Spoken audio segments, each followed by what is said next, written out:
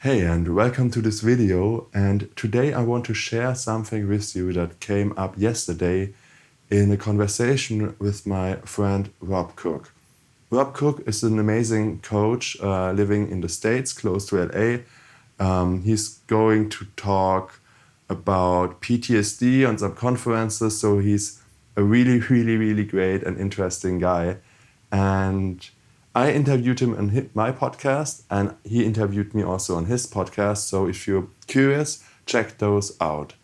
Yeah, and we talked about writing, and that he got inspired by me actually to write a book because I, as you might have seen, just finished and published this book here.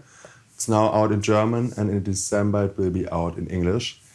And he said, well, I want to find the time to write. And I challenged his thinking and said, well, how about you create the time to write? And I could see that he had an insight in this moment and realized, well, it's really not about finding something, it's about creating something.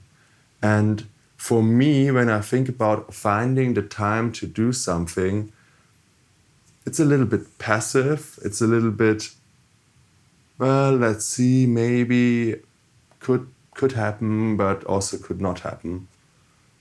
And on the other side, when I say I create the time to do something, then I'm active, I'm in charge, I'm looking for ways how to create it, and I'm really committed to do it. And this commitment makes a huge difference. And I think, or better said, I know that we can apply this to a lot of areas in our lives. For example, when it comes to business, a lot of people say something like, I want to, attract a new client, or I want to close a client, a horrible expression out of sales in my opinion. And again, here it's not the right word for me. It's really creating a client. It's creating a song, it's creating a meal. Yeah, and I talk about this in some other videos of mine that I think that creating is like how this universe works. Everything here is created by something. Some people would say by God, some other people would say by the universe or like the divine. It doesn't matter which words we choose here. What I found out is that we can be part of this and that we can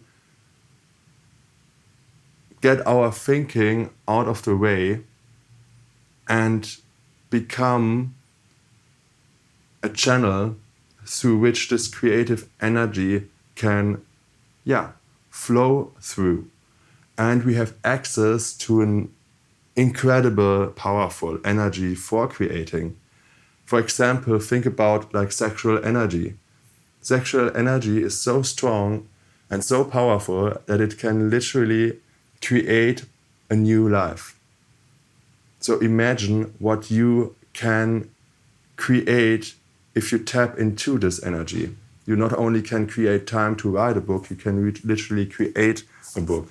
Or you can create, whatever you can set your mind to. Of course, there are external influences. Of course, you're not alone on this planet. And I think a wonderful word to say this is co-creation. You co-create with others. You co-create with a bigger energy, with the universal energy. And through this, you bring something into life that's uniquely you. And if this resonates with you, I can really encourage you to read my book because I write a lot about this in this. And I also write a lot about the creative process, how it can look like, what can be in the way, and how you, remove what's in the way. And another author and coach that I really, embrace, that I really love for his work is a guy called Steve Chandler. He wrote, I don't know, I guess, more than 20 books, probably more than 30 books.